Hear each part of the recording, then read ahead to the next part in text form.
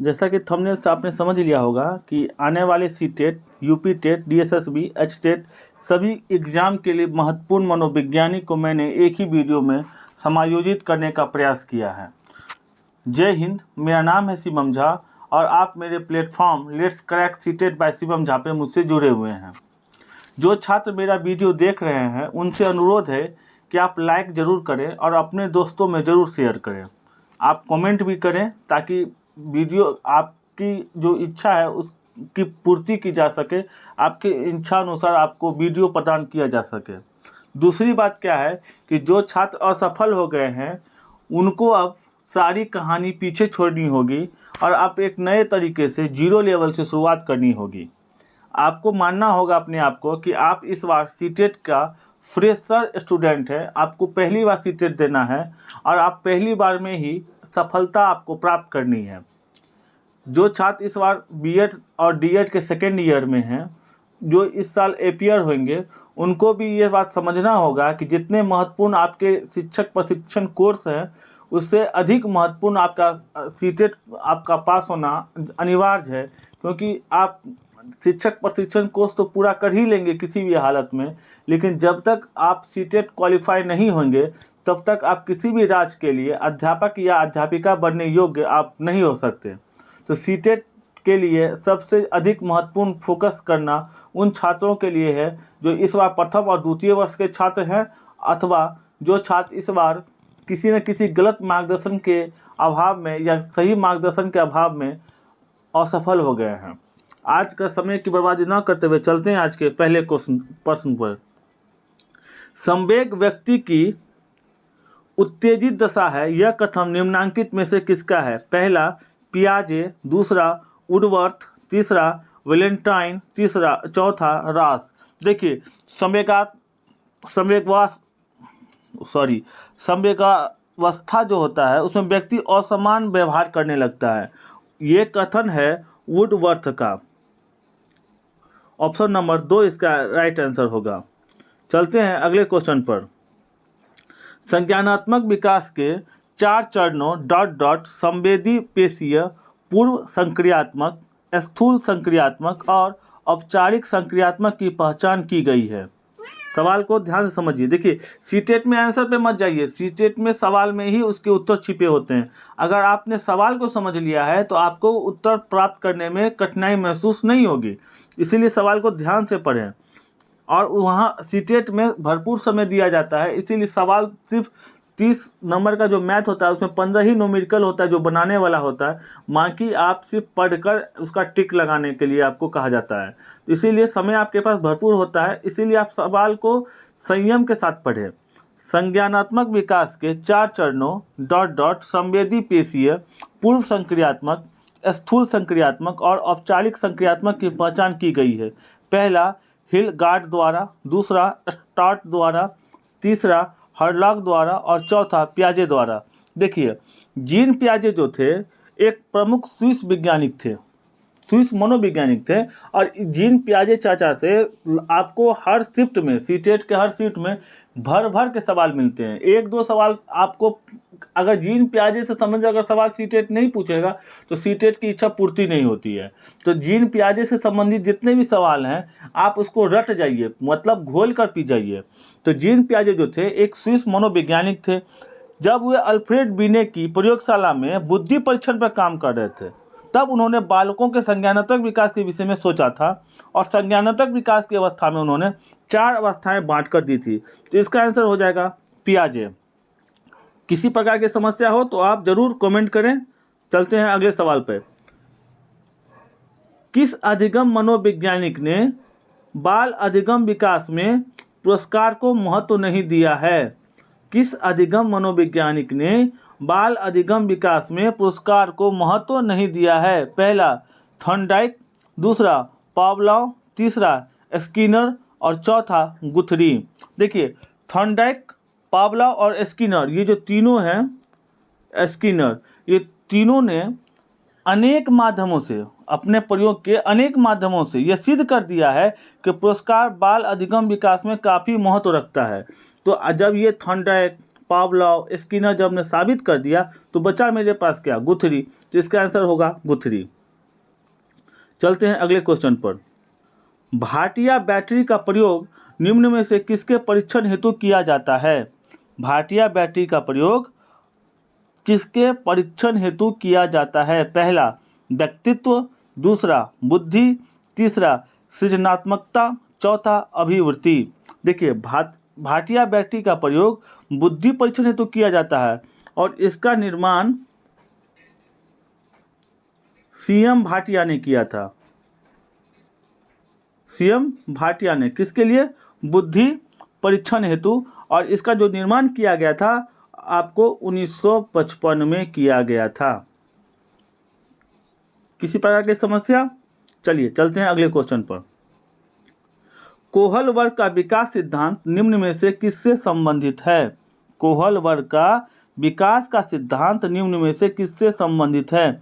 भाषा विकास, संज्ञानात्मक विकास, नैतिक विकास और चौथा सामाजिक विकास। देखिए कोहल वर्ग ने 10 से 16 साल के बच्चों के लिए साक्षात्कार के प्राप्त तथ्यों का विश्लेषण करके पियाजे के सिद्धांत को विस्तारित, परिवर्तित तथा परिष्कृत कर अपना एक नैतिक विकास का सिद्धांत दिया था। उन्होंने तीन स्तर तथा 6 अवस्था, प्रत्येक स्तर की 2-2 अवस्थाएं में बांटा था। इसीलिए इसका आंसर हो जाएगा नैतिक विकास, ऑप्शन नंबर 4। जब बालक सीखने के लिए तैयार होता है तब वह जल्दी व प्रभावशाली तरीकों से सीखता है। यह सिद्धांत प्रतिपादित किया गया था थॉर्नडाइक द्वारा, मास्ले द्वारा, गिलफोर्ड द्वारा या काफ्का द्वारा।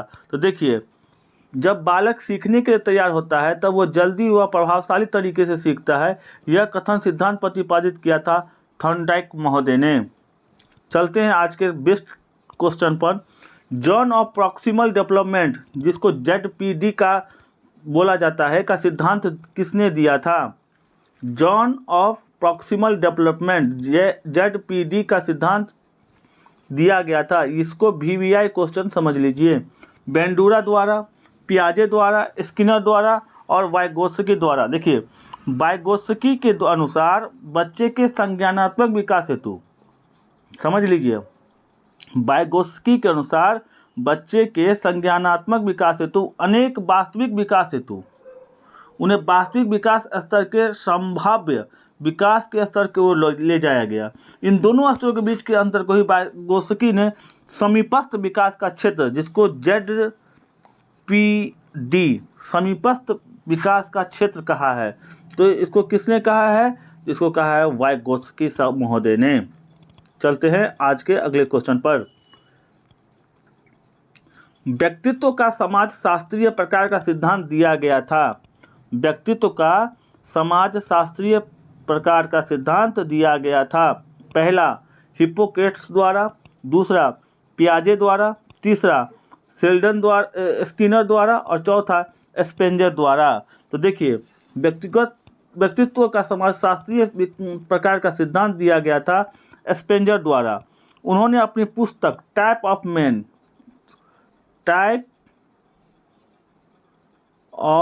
मैन में व्यक्ति के सामाजिक कार्यों और स्थिति के आधार पर व्यक्तित्व के 6 प्रकार बताए हैं। उन्होंने 6 प्रकार, पहला है, ध्यान से समझ लीजिएगा, सैद्धांतिक है, दूसरा है आर्थिक, तीसरा है सामाजिक, चौथा है राजनीतिक, पांचवा है धार्मिक और छठा है कलात्मक। 6 जो अवस्था हैं इनको समझ लीजिए फिर से, या नहीं है तो आप थोड़ा सा वीडियो को पॉज करके आप लिख लीजिएगा। पहला है सैद्धांतिक, दूसरा है आर्थिक, तीसरा है सामाजिक, चौथा है राजनीतिक, पांचवा है धार्मिक और छठा है कलात्मक। चलते हैं आज के अगले क्वेश्चन पर। प्रोजेक्ट शिक्षण विधि किससे संबंधित है? प्रोजेक्ट शिक्षण विधि किससे संबंधित है? फ्रोबेल, जॉन डीवी, आर्मस्ट्रांग या पियाजे चाचा? तो प्रोजेक्ट शिक्षण विधि जॉन डीवी से संबंधित है। इन्होंने 1918 में, कब? 1918 में जॉन डीवी द्वारा दिया गया था ये विधि। इसके अनुसार विद्यार्थी के उद्देश्य पूर्ण क्रियाकलाप और समस्त समाधान की क्षमता को उनकी ज़रूरतों, रुचि, अधिगम और योग्यता विकास को केंद्र में रखने का कार्य किया गया था। तो प्रोजेक्ट शिक्षण विधि 1918 में आया था, जिसे जॉन डेवी ने दिया था। फ्रोबेल ने निम्न में से किस खेल पर प्रमुख बल दिया? फ्रोबेल ने निम्न में से किस खेल पर प्रमुख बल दिया? देखिए, फ्रोबेल को खेल प्रणाली का जन्मदाता कहा जाता है। फ्रोबेल को खेल प्रणाली का जन्मदाता कहा जाता है, ये भी ध्यान रखिएगा।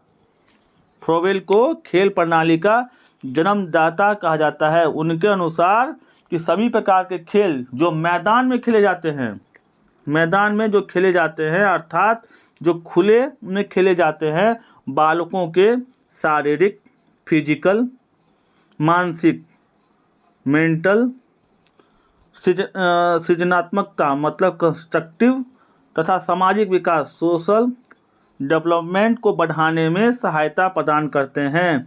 तो देखिए, आकृति का खेल ये मैदान में नहीं खेला जा सकता, ये घर के अंदर भी खेल सकते हैं, ब्लॉक का खेल भी खेल सकते हैं, लेकिन जो गेंद का खेल होता है वो मैदान में ही खेला जा सकता है। तो उन्होंने फिजिकल, मेंटल, कंस्ट्रक्टिव और सोशल डेवलपमेंट का पे बल दिया था।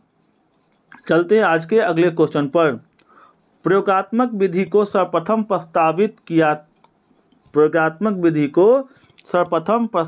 किया किसने?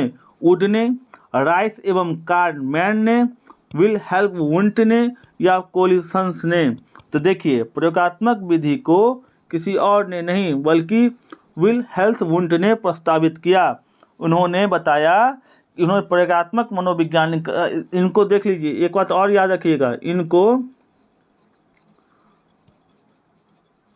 प्रयोगात्मक, या इसको ऐसे ले आइए, इसके मनोवैज्ञानिक विज्ञान के पिता के रूप में भी जाना जाता है। इन्हें प्रयोगात्मक मनोविज्ञान का पिता भी कहा जाता है। इस विधि के अंतर्गत पूर्व निर्धारित दशाओं में मानव व्यवहार का अध्ययन किया जाता है। चलते हैं आज के अगले क्वेश्चन पर। बाल अंतर्बोध परीक्षण का निर्माण किसने किया? बाल अंतर्बोध परीक्षण का निर्माण किसने किया? मरे, बेलक, रॉबर्ट या रोजनविंग? देखिए, बाल अंतर्बोध जिसे हम जानते हैं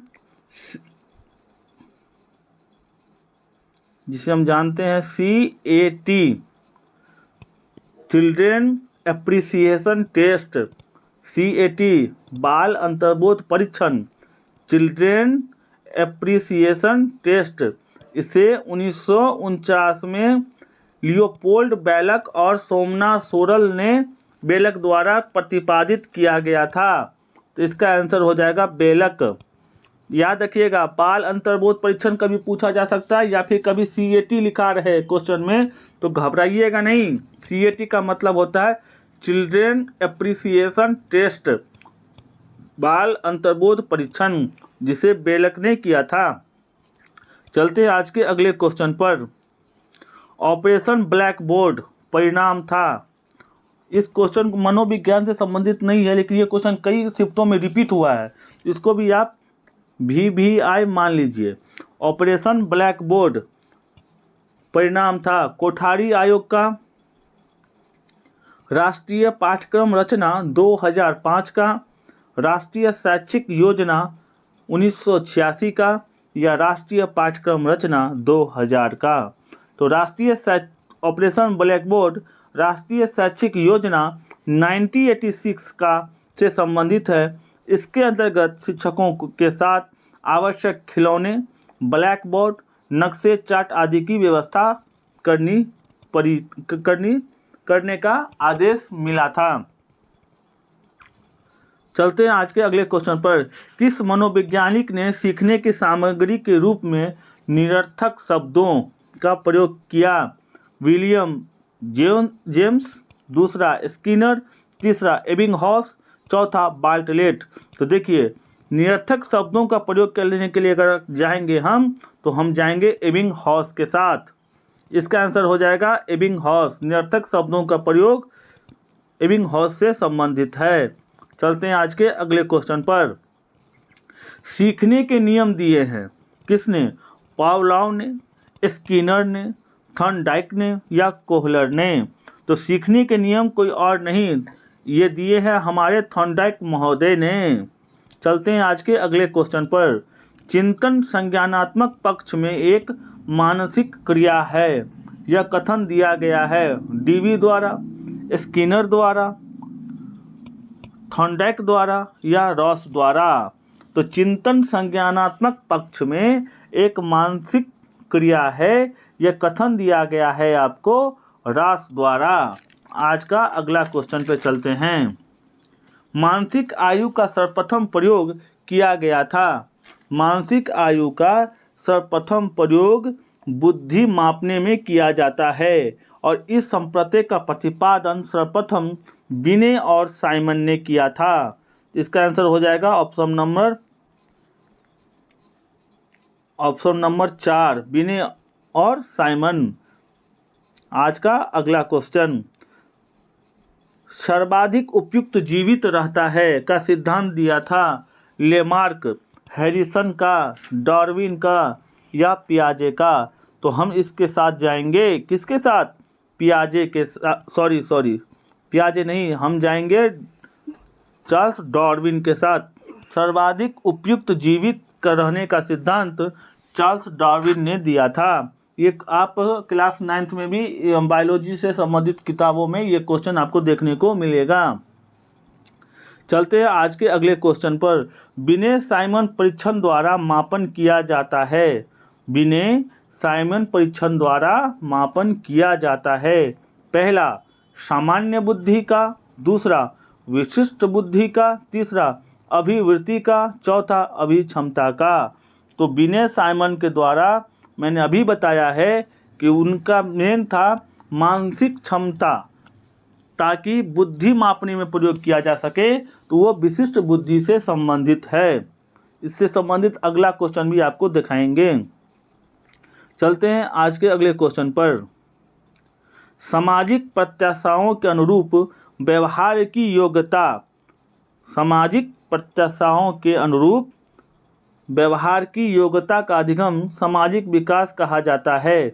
उक्त कथन है हरलॉक का, टीपी नन का, मैकडूगल का या रॉस का? तो ये हम जाएंगे हरलॉक महोदय के साथ। ये कथन है हरलॉक महोदय का।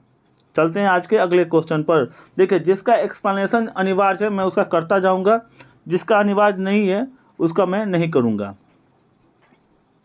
किसने सबसे पहले बुद्धि परीक्षण का निर्माण किया? डेविड एल्फ्रेड बिने, रॉस का या पियाजे का? तो किसने सबसे पहले बुद्धि परीक्षण का निर्माण किया? तो इसका आंसर हो जाएगा एल्फ्रेड बिने। बुद्धि परीक्षण बुद्धि की माप का सर्वश्रेष्ठ साधन है। सबसे पहले परीक्षण का निर्माण एल्फ्रेड बिने द्वारा मिलकर 1905 में, याद रखिए कब? 1905 में किया गया था। चलते हैं आज के अगले क्वेश्चन पर। आउट ऑफ द बॉक्स चिंतन किससे संबंधित है? अनुकूलन चिंतन, स्मृति आधारित चिंतन, अपसारी चिंतन, अभिसारी चिंतन? तो आउट ऑफ द बॉक्स अपसारी चिंतन से संबंधित है। किससे? अपसारी चिंतन से। चलते हैं आज के अगले क्वेश्चन पर। पियाजे के सिद्धांत के अनुसार निम्नलिखित में से कौन सा व्यक्ति के संज्ञानात्मक विकास को प्रभावित नहीं करेगा? संज्ञानात्मक विकास के अनुसार, सिद्धांत के अनुसार, जब भी आपको क्वेश्चन में पियाजे से संबंधित कोई क्वेश्चन आवे तो आप हमेशा समझ लीजिएगा कि उन्होंने संज्ञानात्मक विकास का सिद्धांत दिया है। दूसरा बात है कि इस सवाल को ध्यान से पढ़िए, सवाल में निगेटिव छिपा हुआ है। सवाल में निगेटिव पॉजिटिव, सीटेट के एग्जाम में निगेटिव पॉजिटिव का बहुत ही महत्वपूर्ण रोल रहता है। मैंने क्या पहले बोला कि आप अगर सवाल को ठीक से पढ़ लीजिएगा तो आपको उत्तर खोजने में आपको कठिनाई नहीं होगी, क्योंकि सवाल में निगेटिव पॉजिटिव यही ट्रिक है जो सीटेट को आपके नंबर को ऊपर और नीचे करेगा। तो पियाजे के सिद्धांत के अनुसार निम्नलिखित में से कौन सा व्यक्ति के संज्ञानात्मक विकास को प्रभावित नहीं करेगा? तो भाषा तो अवश्य प्रभावित करेगा, परिपक्व अवश्य प्रभावित करेगा, क्रियाकलाप भी प्रभावित करेगा, लेकिन सामाजिक अनुभव जो होगा वो प्रभावित नहीं करेगा। चलते हैं आज के अगले क्वेश्चन पर। पियाजे के अनुसार 2 से 7 वर्ष के बीच का एक बच्चा संज्ञानात्मक विकास की अवस्था में है। 2 से 7 साल का बच्चा संज्ञानात्मक अवस्था के किस विकास में है? इसका आंसर हो जाएगा पूर्व संक्रियात्मक अवस्था। देखिए, जीन पियाजे ने संज्ञानात्मक विकास को प्रभावित व्याख्या करने के लिए 4 अवस्था का प्रयोग किया है, बताया है।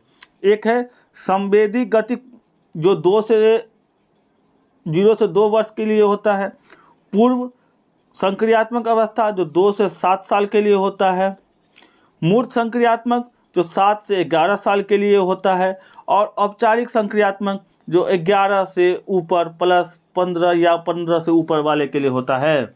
इस सवाल को ध्यान से समझ लीजिए। देखिए, औपचारिक संक्रियात्मक 11 से 15 में जाएगा, मूर्त संक्रियात्मक 7 से 11 में जाएगा, संवेदी गतिक 0 से 2 में जाएगा, और पूर्व संक्रियात्मक 7 से 11 में जाएगा।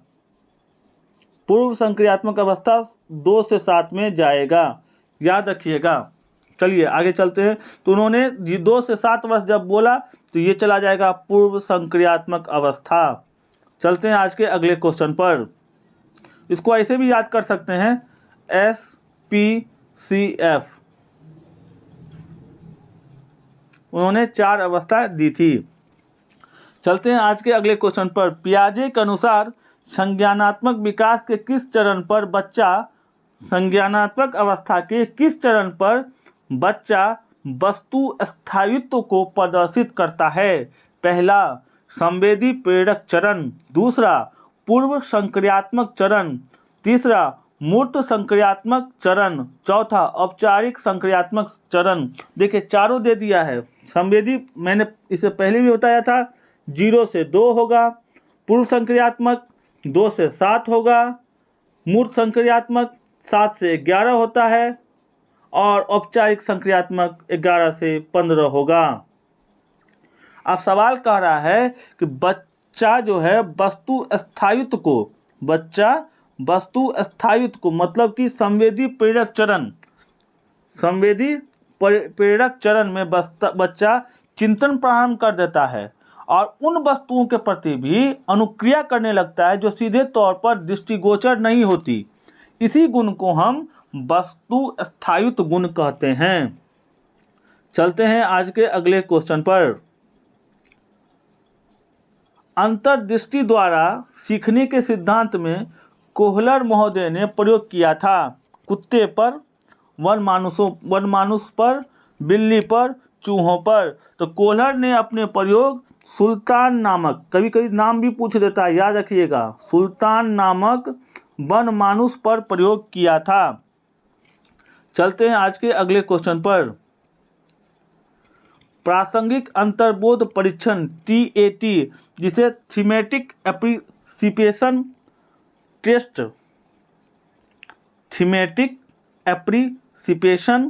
टेस्ट, जिसे 1935 में, अब इसके ऑप्शन में जाएंगे, पहला साइमंड, दूसरा होल्टमैन, तीसरा मर्रे, चौथा बेलक। तो प्रासंगिक अंतर्बोध परीक्षण TAT, थीमेटिक एप्रिसिएशन टेस्ट, जिसे मॉर्गन और मर्रे ने 1935 में प्रतिपादित किया था। चलते हैं आज के अगले क्वेश्चन पर। प्रश्नात्मक अधिगम संप्रत्यय द्वारा ...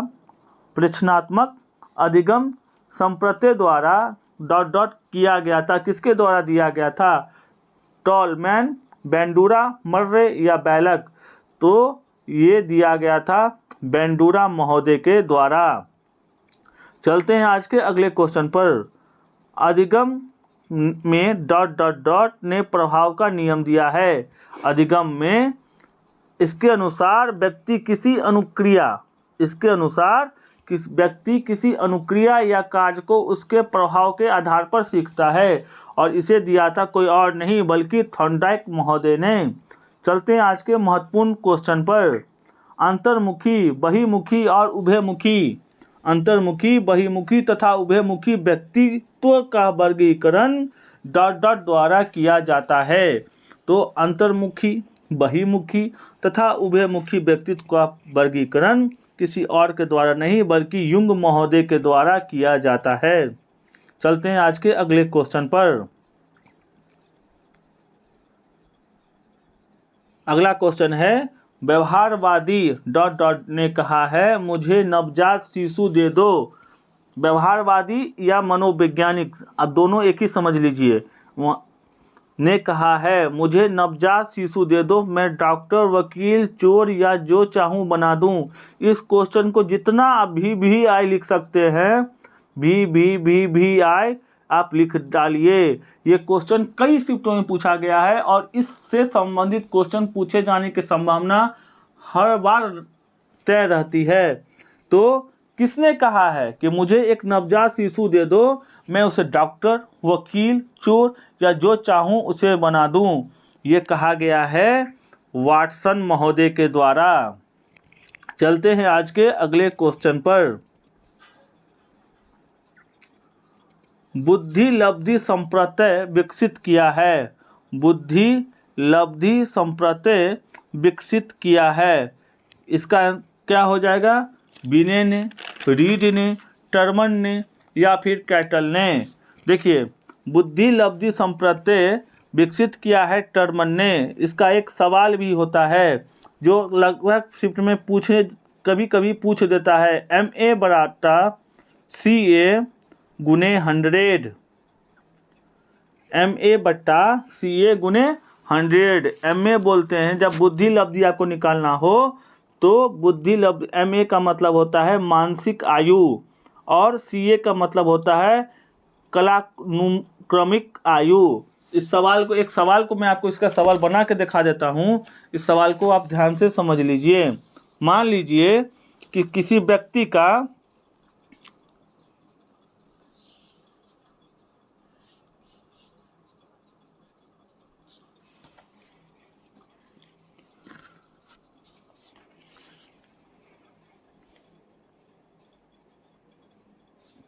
एज जो है, उम्र जो है 10 साल है, ठीक।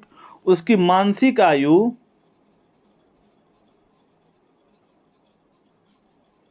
12 है, तो उसकी बुद्धि लब्धि होगी।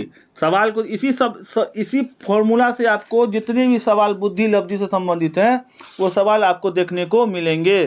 देखिए, मैंने आपको पहले बताया है कि जो बुद्धि लब्धि होता है, जो आपका जो एज है, देखिए मानसिक आयु जिसको MA बोलते हैं वो मानसिक आयु होता है। तो फॉर्मूला है MA बट्टा CA गुने 100। तो मान लीजिए कि मैंने बताया कि IQ लेवल पूछ रहा है। जब IQ लेवल पूछ रहा है तो इसका हो जाएगा 12 बट्टा 10 गुने 100। एक जीरो से एक जीरो कट जाएगा तो 12 दहाई 120। इसका IQ लेवल अगर सवाल पूछेगा तो IQ लेवल हो जाएगा 120।